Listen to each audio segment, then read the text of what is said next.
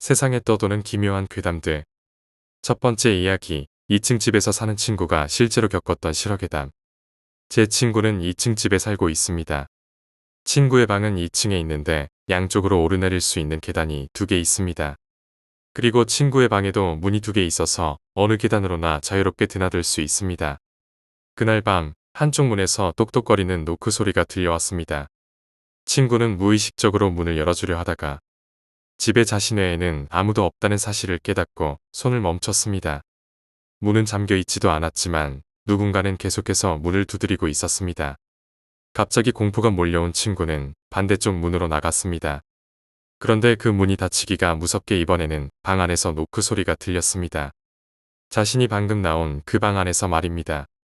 친구는 더 이상 버틸 수 없어 계단을 달리듯 내려갔습니다. 그런데 그녀의 뒤에서 무언가가 쫓아오는 듯한 빠른 발소리가 들려왔습니다. 거실로 뛰어든 친구는 미닫이장이 보이자마자 그 안으로 몸을 숨겼습니다. 미닫이장 안에서 숨죽인 채 웅크리고 있는데 빠르게 따라오던 발소리가 멈추더니 바로 친구가 숨어있는 미닫이장 앞에서 멎었습니다. 친구는 숨소리조차 내지 않고 가만히 있었습니다. 그때 쾅 하는 소리와 함께 반대편 문이 뚫리더니 창백하고 죽은 사람처럼 하얀 손이 들어왔습니다. 그 손은 마치 무엇을 붙잡으려는 듯 기묘하게 힘줄이 서 있었고 미닫이장 안을 미친 듯이 휘저으며 무언가를 찾으려 했습니다. 친구는 소리를 내지 않으려고 입을 막고 있었지만 작은 신음소리가 새어나오고 말았습니다. 아주 짧은 소리였는데도 손은 그 즉시 멈췄습니다. 그리고 스르르 미닫이장에서 빠져나갔습니다. 그 순간 손이 나간 구멍으로 쾅 소리와 함께 여자의 머리가 들어왔습니다.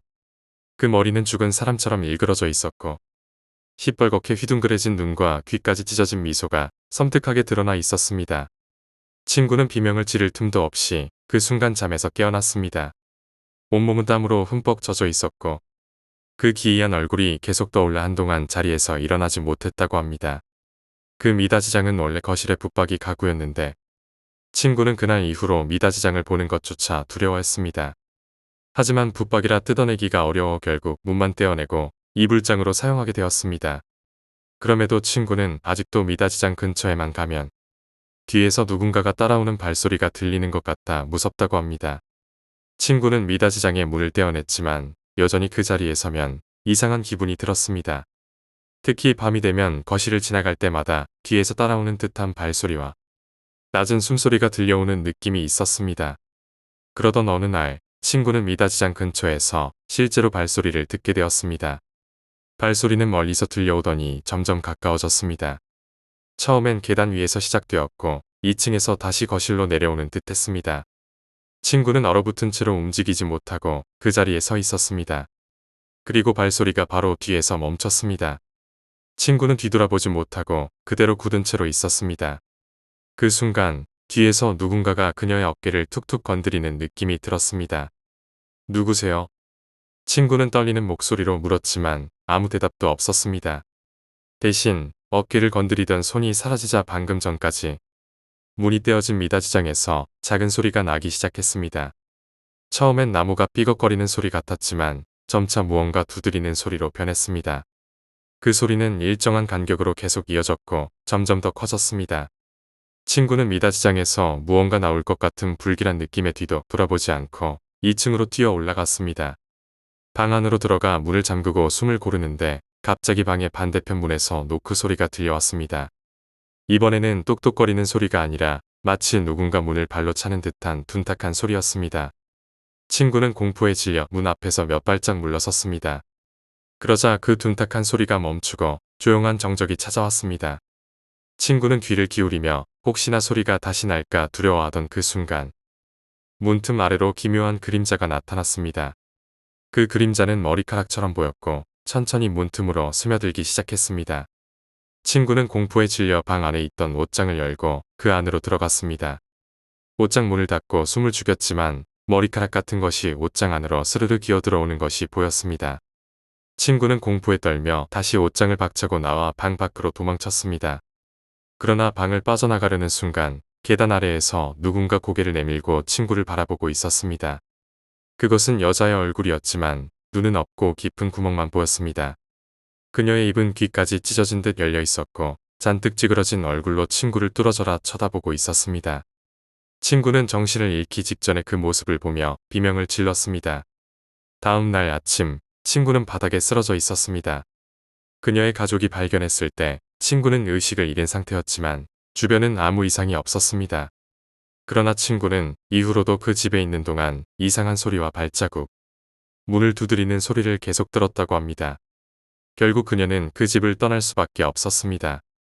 하지만 이사를 한 뒤에도 밤이 되면 그 미닫이장 근처에서 들리던 발소리와 기묘한 여자의 머리가 자꾸 떠오른다고 했습니다. 그 여자의 모습은 계속 친구의 꿈속에 나타났고 그녀를 괴롭혔습니다. 결국 친구는 자신의 모든 물건과 가구를 정리하며 다시는 그 집 근처에 가지 않겠다고 결심했습니다. 하지만 마지막으로 집을 떠나는 날, 그녀는 이삿짐 트럭에 짐을 실으면서 트럭 구석에서 길고 검은 머리카락이 가득 엉켜 있는 것을 발견했다고 합니다.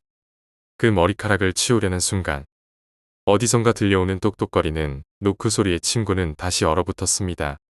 그 노크 소리는 이번에는 분명 트럭의 벽을 두드리고 있었습니다. 친구는 아무 말도 하지 않고 트럭에서 달아나듯 뛰쳐나왔습니다.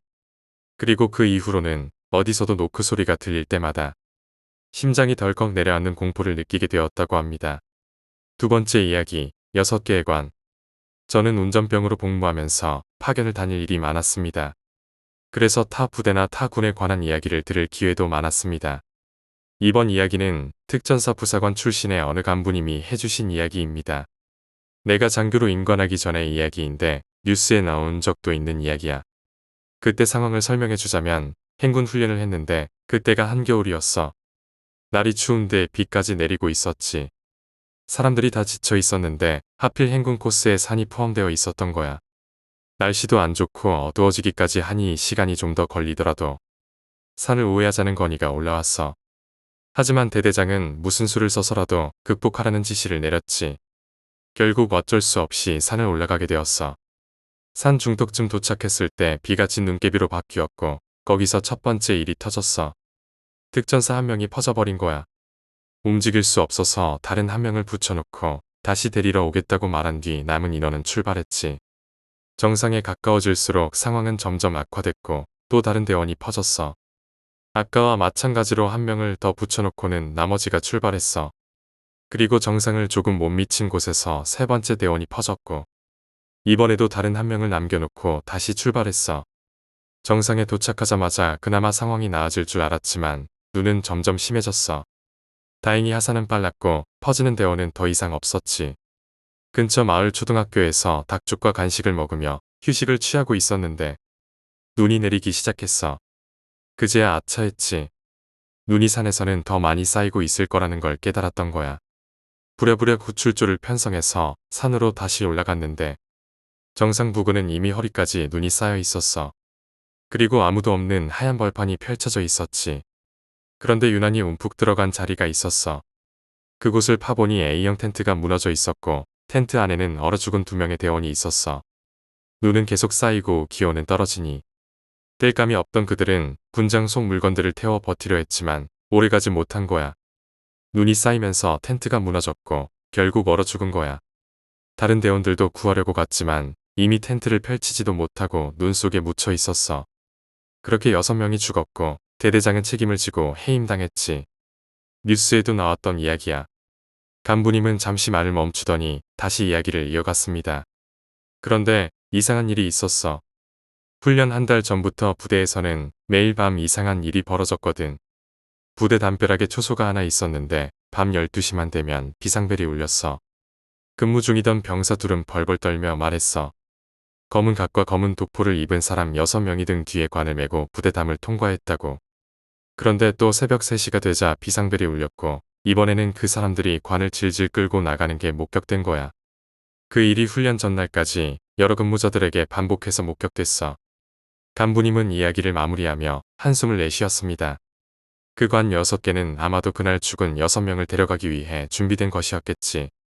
도대체 그 6명의 정체는 뭐였을까? 그 관 6개는 아마도 그날 죽은 6명을 데려가기 위해 준비된 것이었겠지. 간부님의 말은 거기서 끝난 게 아니었습니다. 그는 낮은 목소리로 이어 말했습니다.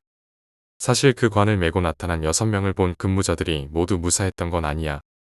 그중 몇 명은 나중에 이상한 행동을 보였고 일부는 병가를 내고 부대를 떠났어. 왜 그런지 묻기도 했지만 아무도 대답을 안 했지.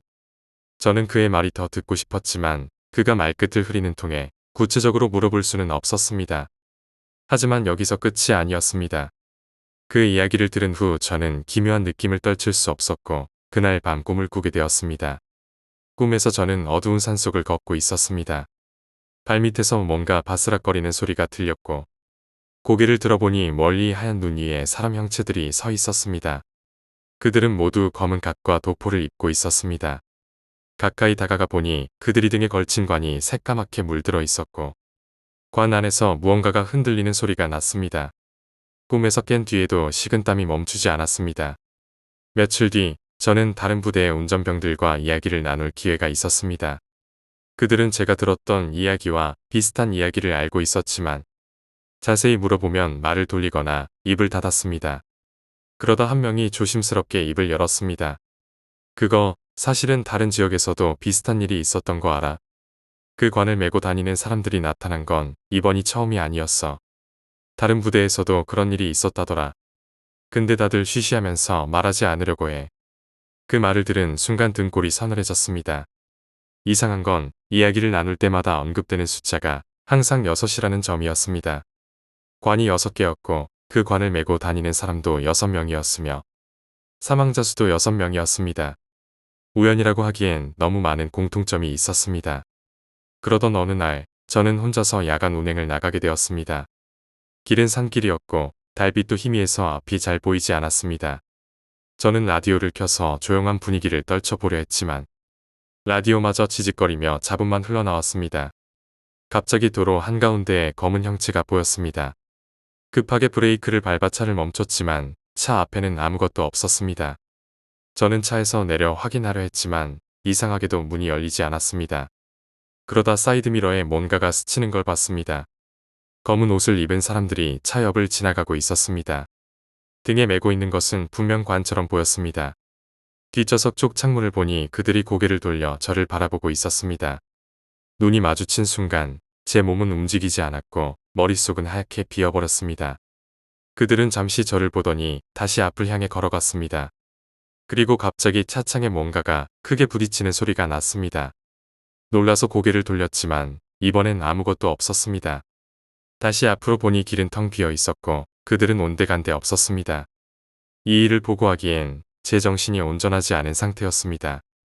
며칠 뒤 다른 운전병이 비슷한 경험을 했다는 이야기를 들었습니다.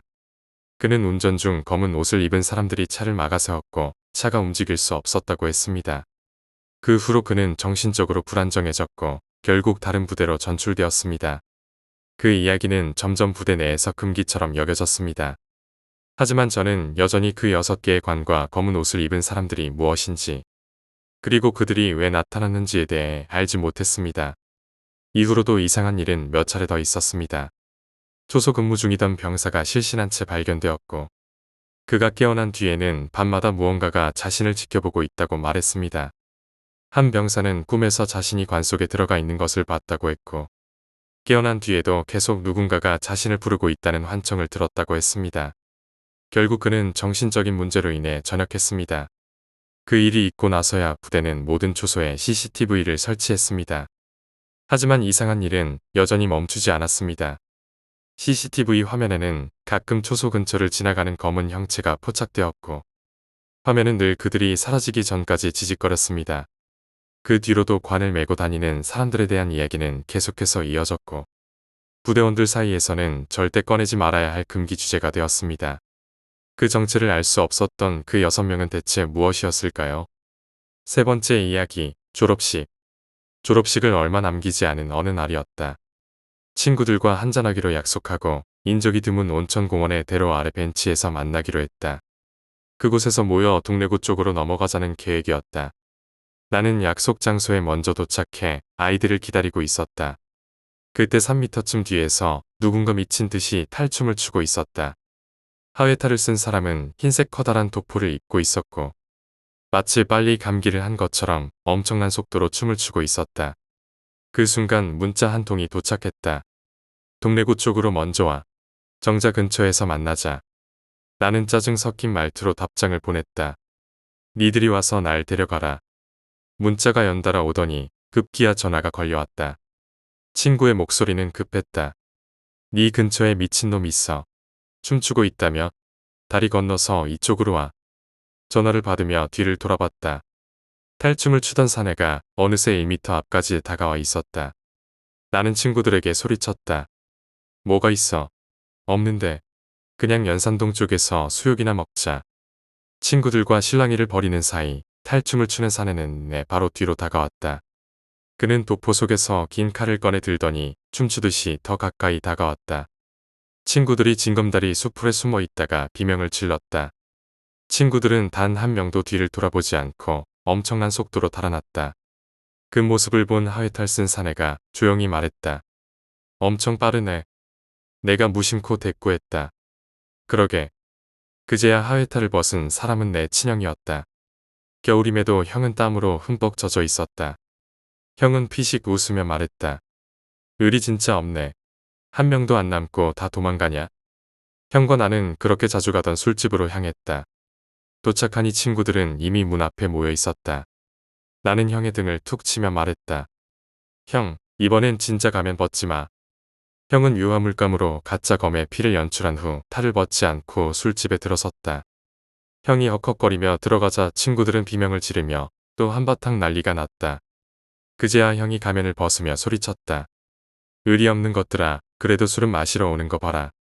그날의 몰래카메라는 정말 성공적이었다. 하지만 이후로도 친구들은 형이 추던 춤을 따라하며 나를 놀리곤 했다. 그때마다 나는 명치를 3개 맞았고 결국 이 장난을 그만두기로 마음먹었다. 그날의 몰래카메라로 친구들은 한동안 조롱하듯 웃었지만 그때부터 이상한 일이 벌어졌다. 첫 번째는 바로 그날 밤이었다. 친구들 중 가장 겁이 많던 녀석, 철수가 혼자 집에 돌아가던 길에 뭔가 이상한 걸 봤다고 했다. 철수는 말끝을 흐리며 이야기했다. 그 하회탈 말이야. 누가 그걸 쓰고 내 뒤를 따라오고 있었어. 우리는 처음엔 웃었다. 그런 장난에 놀랄 철수도 아니면서. 그러나 그의 얼굴은 창백했다. 며칠 후 또 다른 친구가 똑같은 말을 꺼냈다. 나도 봤어. 하회탈. 그날 술집에서 나올 때 골목 어귀에 서 있었어. 이번엔 더 이상 장난처럼 들리지 않았다. 그날부터 우리는 서로 연락을 주고받으며 그 하회탈에 대해 이야기하기 시작했다. 누군가는 그것이 형의 장난이 계속된 것이라 말했고 누군가는 진짜 이상한 일이 시작된 거라 주장했다. 그러나 문제는 형이었다. 야, 내가 그 가면 어딘가에 던져놨다니까. 형은 하회탈을 놀이가 끝난 후 잃어버렸다고 했다. 처음엔 믿지 않았지만 시간이 지날수록 형조차 어딘가 두려운 표정을 짓기 시작했다. 그러던 어느 날 나는 꿈을 꿨다. 하회탈을 쓴 형이 내 방 창문 밖에서 춤을 추고 있었다. 그 속도는 마치 그날과 똑같았다. 빨리 감기를 한 듯 기괴한 움직임으로 웃고 있었다. 문득 그의 손에 칼이 들려 있다는 것을 깨달았다. 하지만 그것은 형이 아니라는 걸 알 수 있었다. 가면 뒤로 보이는 눈은 전혀 다른 사람이었다. 놀랍게서 주변을 둘러봤지만 아무도 없었다. 그러나 창문에는 김서린 손자국이 선명하게 찍혀 있었다. 그 이후로도 우리는 각자 다른 방식으로 하회탈을 마주했다. 어떤 친구는 그의 집 베란다에 그 모습이 서 있었다고 했고 어떤 이는 집 현관문 앞에서 정체불명의 발소리를 들었다고 했다. 나는 형에게 물었다. 형, 그 가면 도대체 어디서 구한 거야? 형은 그제야 털어놨다. 그거 사실 그냥 골동품 가게에서 샀는데 그 주인이 조금 이상했어. 형은 가면을 살 당시 가게 주인이 형에게 묘한 말을 했다고 했다. 이걸 쓰면 절대 뒤를 돌아보지 마라. 그리고 춤을 추더라도 절대 멈추지 말아야 해. 형은 가볍게 흘려듣고 가면을 샀다고 했다. 하지만 그의 얼굴엔 후회와 두려움이 서려 있었다.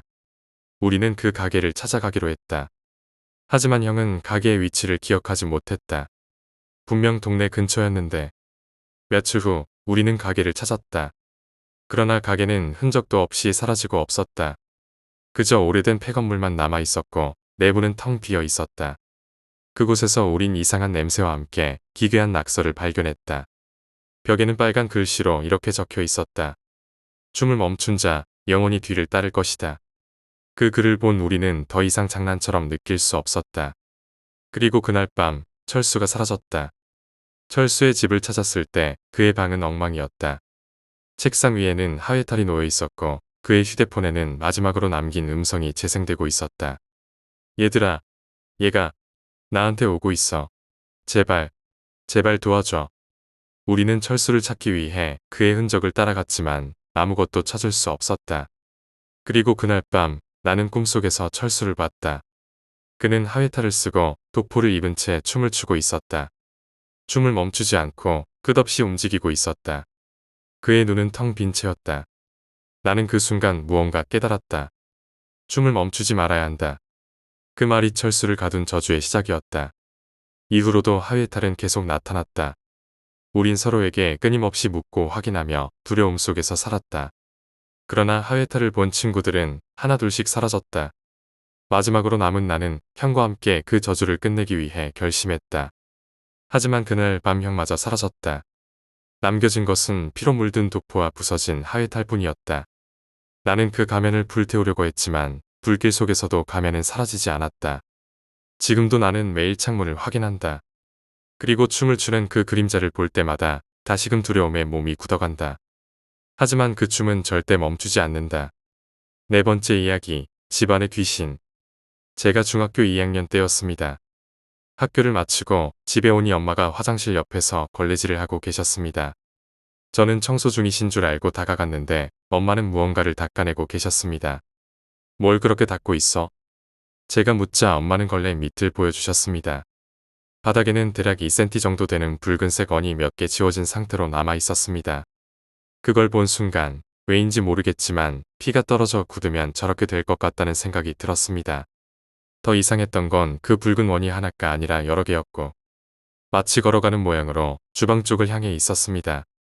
엄마 말에 따르면 엄마가 일을 마치고 집에 왔을 때 화장실 앞에서부터 이런 자국이 찍혀 있었다고 했습니다. 엄마는 대수롭지 않게 넘기는 듯했지만 저는 어쩐지 섬뜩해서 아무 말도 할 수 없었습니다. 밤이 되자 낮에 있었던 일은 어느새 잊어버리고 평소처럼 잘 준비를 했습니다. 불을 끄고 잠자리에 누웠는데 문득 낮에 친구들과 나눴던 괴담 이야기가 떠올랐습니다. 그 괴담은 자면서 의자를 책상에 넣지 않으면 귀신이 그 의자에 앉아 자는 사람을 내려다본다는 내용이었습니다. 겁이 많은 저는 괜히 신경이 쓰여 다시 일어나 의자를 책상에 밀어넣고 불을 끈 뒤 다시 누웠습니다. 하지만 잠이 쉽게 오지 않았습니다. 눈을 감고 조용히 잠을 기다리던 중 어디선가 흐느끼는 소리가 들려오는 듯했습니다.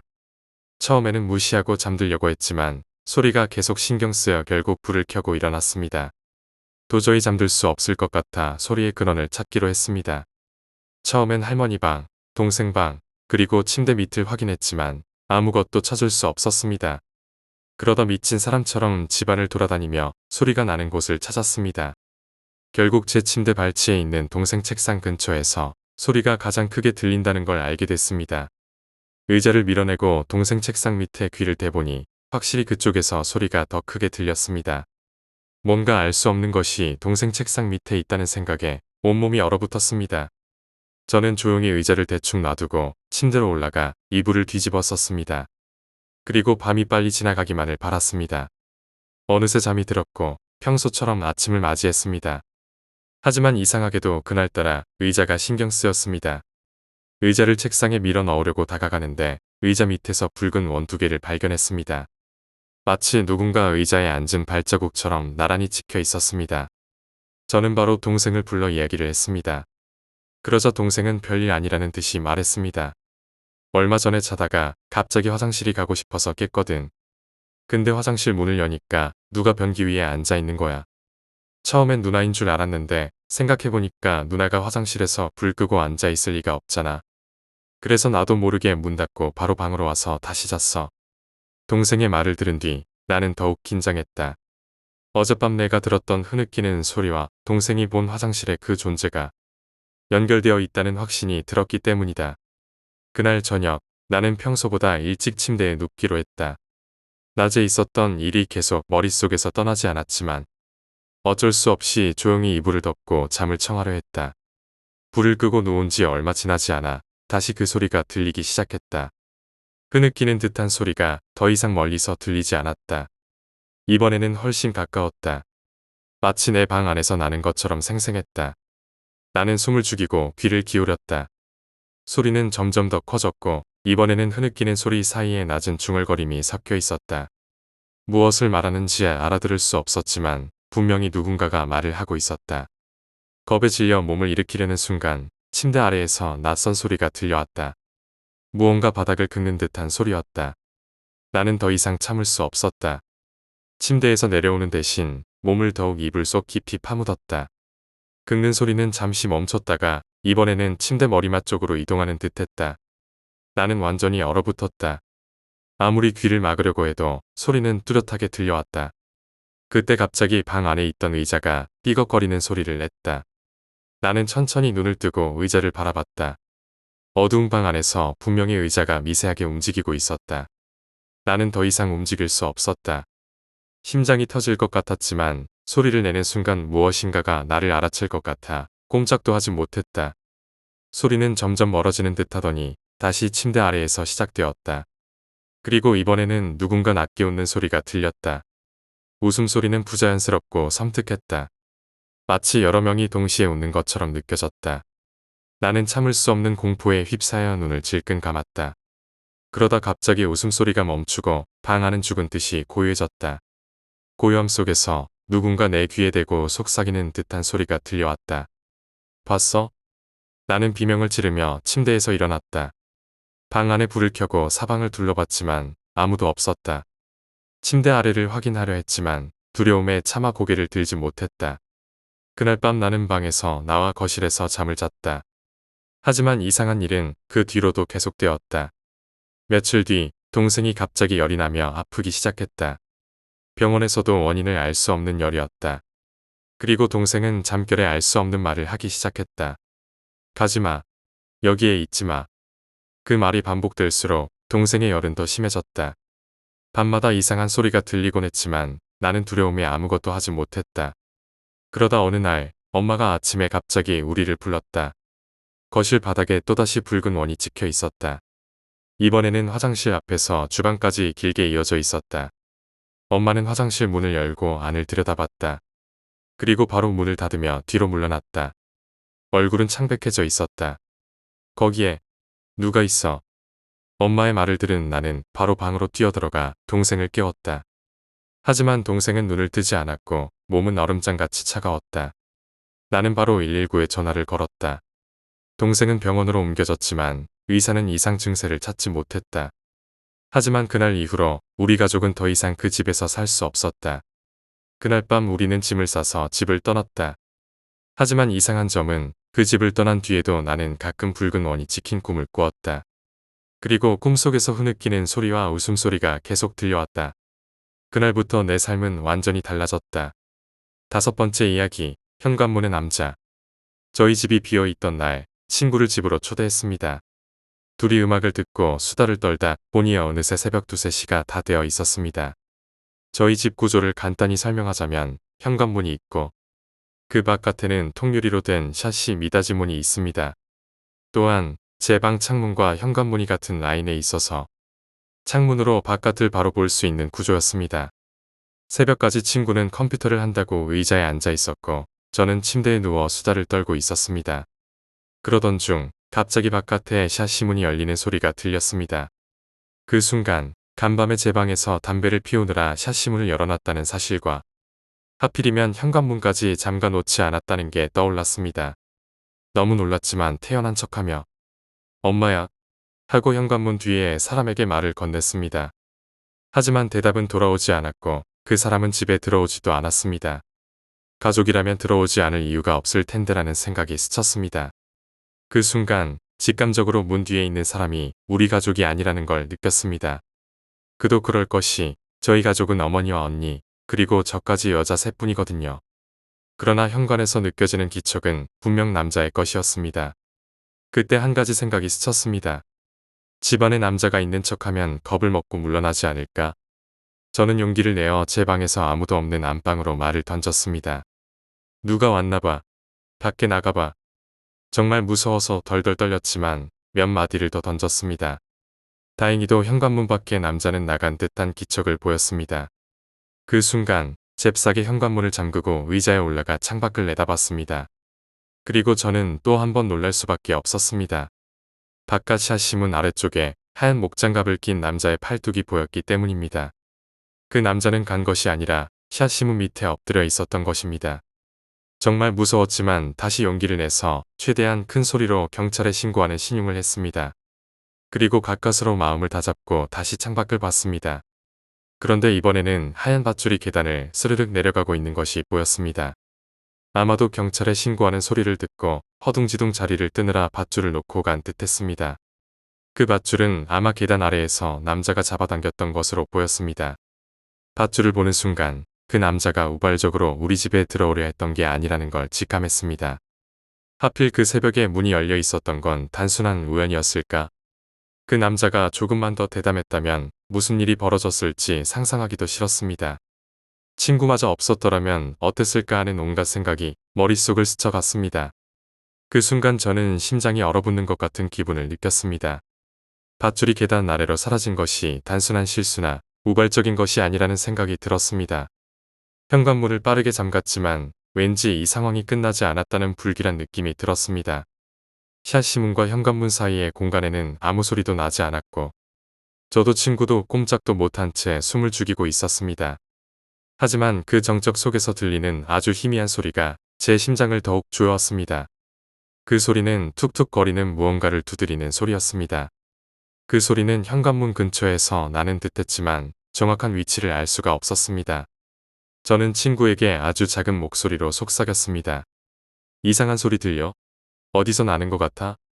친구는 공포에 질린 얼굴로 고개를 끄덕이며 현관문 밑에서 나는 것 같아 라고 답했습니다. 현관문 아래쪽에는 좁은 틈이 있었습니다. 그 틈으로 뭔가가 느리게 움직이며 부딪히는 소리가 나는 것처럼 들렸습니다. 저는 손전등을 가져다 그 틈으로 비추고 싶은 충동을 느꼈지만 만약 그곳에 무언가가 있다면 그 생각에 몸이 얼어붙었습니다. 몇 초간 정적이 이어졌습니다. 그러다가 그 소리가 점점 커지더니 툭툭에서 쾅쾅으로 바뀌었습니다. 누군가 의도적으로 현관문을 두드리는 것이 분명했습니다. 저와 친구는 얼굴이 하얗게 질렸고 움직일 엄두조차 나지 않았습니다. 저는 떨리는 손으로 친구의 팔을 잡고 최대한 작은 목소리로 말했습니다. 절대 소리 내지 마. 움직이지도 마. 그 순간 두드리던 소리가 멈췄습니다. 우리는 서로 눈을 마주치며 아무 말도 하지 못한 채 얼어붙어 있었습니다. 그러나 바로 그 다음 샤시문 바깥에서 다시 소리가 났습니다. 이번에는 드르륵 하는 샤시문을 여는 소리였습니다. 아까 분명 잠갔던 샤시문이 다시 열리는 소리가 들렸습니다. 누군가 다시 바깥으로 들어오려는 것 같았습니다. 저는 심장이 터질 것 같은 공포에 휩싸인 채 그 남자가 다시 올라오고 있어 라는 말만 겨우 뱉어냈습니다. 친구는 떨리는 목소리로 어떡하지? 경찰에 신고해야 하지 않을까? 라고 했지만 저는 움직일 용기가 나지 않았습니다. 그때 샤시문이 완전히 열리는 소리가 들렸고 이어서 발걸음 소리가 계단을 오르는 듯한 소리를 내며 들려왔습니다. 계단을 오르는 소리는 너무나 느리고 일정했습니다. 마치 우리를 놀리기라도 하듯 천천히 그리고 확실하게 올라오고 있었습니다. 더 이상 망설일 수 없었습니다. 저는 떨리는 손으로 휴대폰을 집어들고 경찰에 신고했습니다. 도와주세요. 지금 누군가 우리 집에 들어오려고 해요. 제 목소리는 떨렸지만 최대한 침착하게 상황을 설명하려 노력했습니다. 그러나 전화가 끝나기도 전에 현관문 손잡이가 천천히 움직이는 소리가 들렸습니다. 그 남자는 이제 현관문 손잡이를 돌리고 있었습니다. 문이 열리지 않자 남자는 이번에는 현관문을 세게 두드리기 시작했습니다. 쾅쾅거리는 소리가 집안에 울려 퍼졌고 저는 더 이상 숨조차 쉴 수 없었습니다. 그러다가 소리가 멈췄습니다. 정적이 이어지며 우리는 서로의 얼굴을 보며 긴장감을 느꼈습니다. 하지만 이번에는 창문 쪽에서 뭔가 이상한 소리가 들리기 시작했습니다. 누군가 창문틀을 긁는 듯한 소리가 들렸고 저는 창문 너머로 뭔가가 서서히 움직이는 것을 볼 수 있었습니다. 저는 손전등을 켜고 창문 쪽으로 비추었습니다. 그리고 그 순간 창문 바로 바깥에서 하얀 목장갑을 끼고 있는 손이 천천히 창문을 긁고 있었습니다. 손이 움직이는 방식은 인간의 움직임이라고는 믿기지 않을 정도로 기괴했습니다. 저와 친구는 더 이상 그 장면을 볼 수 없어 침대 밑으로 몸을 숨겼습니다. 경찰이 도착하기를 기다리는 시간은 영원처럼 느껴졌습니다. 현관문과 창문을 오가며 계속 나는 소음은 우리의 공포를 더욱 키웠습니다. 얼마나 시간이 흘렀을까. 경찰차의 사이렌 소리가 멀리서 들려왔고 그 순간 모든 소리가 멈췄습니다. 계단을 오르는 소리도, 창문을 긁는 소리도, 현관문을 두드리던 소리도 사라졌습니다. 경찰이 도착했을 때 집 밖에는 아무도 없었습니다.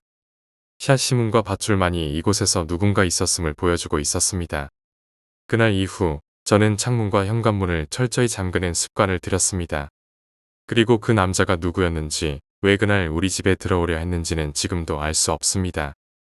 6번째 이야기, 귀신의 존재. 2002년 겨울, 제가 겪었던 실화를 이야기해 드리겠습니다. 다시 그 일을 떠올리려니 여전히 소름이 끼칩니다. 귀신의 존재를 부정하는 분도 계실 테지만 이 이야기는 제가 직접 겪은 일입니다. 그때가 아마 11월 초순쯤이었습니다. 중학교 3학년이었던 저는 그날도 학원이 끝나고 집으로 가는 길이었습니다. 당시 핸드폰이 없던 저는 아파트 입구 앞에 있는 공중전화로 집에 전화를 걸었습니다. 아파트 카드키를 잃어버렸기 때문에 항상 귀가 시에는 엄마에게 전화를 걸어 아파트 문을 열어달라고 부탁했었죠. 학원이 11시 30분에 끝났으니 그때는 아마 자정이 조금 안 된 시간이었을 겁니다. 그날은 그리 춥지 않았지만 눈비가 약간씩 내리던 날이었습니다. 단지 내에는 지나가는 사람이 하나도 없었고 겁이 많았던 저는 괜히 무서운 생각이 들어 빨리 집으로 가야겠다고 생각했습니다. 큰 길로 가면 집까지 돌아가야 하기에 저는 아파트 뒷길로 가기로 했습니다. 그 길은 가로등도 드문드문 있고 벤치만 몇 개 있는 길이었는데 어두워지면 연인들이나 가끔 애용하던 그런 길이었습니다. 평소에는 그 길로 다니지 않았는데 그날은 무슨 용기인지 그 음침한 길로 들어섰습니다. 길 중간쯤 갔을 때였습니다. 눈앞에 뭔가 검은 것이 휙 하고 내려오더니 땅이 깨질 듯한 엄청난 소리가 났습니다. 그 소리가 워낙 커서 순간 귀가 멍해졌습니다. 뻥튀기 튀길 때 나는 소리와 흡사했죠. 그와 동시에 제 옷과 얼굴에 뭔가가 확 튀었는데 순간적으로 그게 피라는 것을 알아챘습니다. 저는 눈을 질끈 감았습니다. 숨조차 쉬기 힘들 만큼 무서웠고 제발 누군가가 와주기를 바라며 몸이 굳은 채 움직일 수가 없었습니다. 잠시 후 꾸르륵 하는 이상한 소리가 들렸습니다. 아직 죽지 않았나 보다라고 생각하며 눈을 떠보니 제 발밑에 사람이 쓰러져 있었습니다. 그때 저는 보지 말았어야 했습니다. 눈을 감고 누군가 와주기를 기다렸어야 했습니다. 떨어진 사람을 눈앞에서 본 사람은 아실 겁니다. 그 광경은 정말 끔찍했습니다. 머리 반쪽이 뭉개져 알아볼 수 없었고 긴 머리는 피에 젖어 얼굴을 덮고 있었습니다. 몸은 이상하게 뒤틀려 있었고 입에서는 꾸르륵거리며 피가 토해졌습니다. 아니, 정확히는 피가 뭉글뭉글 쏟아졌습니다. 그제야 제 입에서 소리가 나왔습니다. 저는 정말 미친 듯이 소리를 질렀습니다. 차라리 기절이라도 했으면 좋았겠지만 그것조차 제 뜻대로 되지 않았습니다. 그때 경비 아저씨 2분이 달려왔고 저는 그 순간 정신을 잃었습니다. 눈을 떠보니 저는 제 방 침대에 누워 있었습니다. 그때 떠오른 생각은 앞으로 어떻게 견뎌야 할까 하는 것이었습니다. 저는 워낙 정신적으로 약한 편이라 가위에 잘 눌리고 환청도 자주 들었는데 그날 이후로는 더 심하게 시달리겠구나 싶었습니다. 그날은 뜬 눈으로 밤을 새웠습니다. 다음 날 학교에 갔더니 친구들이 제 앞동에서 사람이 떨어져 죽었다는 이야기를 했습니다. 저는 아무 말 없이 그냥 그렇다고 했습니다. 그 일을 떠올리는 것조차 고문 같았고 더 이상 생각하고 싶지 않았으니까요. 그 사건 이후 저는 불면증과 가위 눌림에 시달렸지만 그 정도는 예상했던 일이라 조금 지나면 나아지겠지 하고 생각하며 버텼습니다. 그리고 한 달 반쯤 지나자 불면증도 조금씩 나아지고 가위에 눌리는 일도 줄어들면서 그 사건을 조금씩 잊고 지냈습니다. 그러던 중 크리스마스를 며칠 앞둔 날 저는 친구들과 영화관에 갔습니다. 자리도 제일 뒷줄로 잡고 다 같이 즐겁게 영화를 보고 있었습니다. 영화가 시작된 지 30분쯤 흘렀을까요? 갑자기 제 왼쪽 어깨에서 축축한 느낌이 들었습니다. 처음에는 대수롭지 않게 넘겼습니다. 그러다 다시 어깨가 축축해지는 것을 느껴 손으로 만졌지만 별다른 이상은 없었습니다. 그런데 또다시 축축한 느낌이 들어 깜짝 놀라 뒤를 돌아보니 어두운 영화관에서 누군가 서 있었습니다. 화면빛에 비친 하얗고 가느다란 손을 보니 여자인 것 같았습니다. 처음에는 친구가 장난치는 줄 알았지만 다시 주위를 둘러보니 빈자리는 하나도 없었습니다. 저는 그 여자가 장난을 치는 줄 알고 작은 소리로 "저한테 왜 그러세요?" 라고 말했지만 그녀는 옆으로 스르륵 움직여 버렸습니다. 이상하게 생각하면서도 그냥 넘어가려고 했습니다. 그러다 화장실로 가서 거울을 보니 제 왼쪽 어깨에는 검붉은 피가 흥건히 젖어 있었습니다. 저는 혼자 욕을 내뱉으며 옷을 벗어 급히 빨았습니다. 피비린내가 진동을 했지만 다행히 얼룩은 빠졌습니다. 화장실에서 나와 친구들에게 아까 그 여자가 피를 뿌렸다고 말했지만 친구들은 믿지 않았습니다. 그렇게 다시 영화관으로 돌아갔습니다. 영화를 계속 보던 중 저는 왼쪽 구석에서 누군가가 저를 보고 있는 것을 느꼈습니다. 몸을 틀어 확인했는데 그곳에는 분명히 한 여자가 서 있었습니다. 심장이 미친 듯이 뛰었습니다. 친구에게 저기를 보라고 했더니 처음에는 장난치는 줄 알고 무시하다가 그제서야 이상함을 느꼈는지 깜짝 놀라며 누군데 저러고 있냐고 말했습니다. 결국 우리는 영화관을 나왔습니다. 밖에서 기다리면서 친구에게 모든 이야기를 했고 그 후로도 계속 이상한 일이 이어졌습니다. 그날 집에 돌아온 저는 마음이 진정되지 않아 거실에 누워 있었습니다. 제 방에서는 동생이 컴퓨터를 하고 있었고 저는 동생에게 저녁 먹으라고 말하며 옆에 앉았습니다. 동생이 컴퓨터를 끄고 저도 함께 밥을 먹으러 나가려던 순간 꺼져 있던 모니터 화면에 이상한 장면이 비쳤습니다. 분명 제 어깨에 누군가의 머리가 기대어 있었습니다. 너무 놀라 반사적으로 뒤를 돌아봤지만 아무도 없었습니다. 저는 그 자리에서 뛰쳐나가 울며 엄마에게 이야기를 했습니다. 하지만 엄마는 내가 마음이 약해서 그런 것이라며 대수롭지 않게 여기셨습니다. 사람이 죽는 걸 봐서 내가 더 그런 거야 라는 말에 동생도 못 봤다며 이상한 소리 좀 하지 말라고 했습니다. 밥도 먹지 못한 채 저는 방으로 돌아갔습니다. 그날은 아무리 생각을 바꿔도 불안감이 가시지 않았습니다.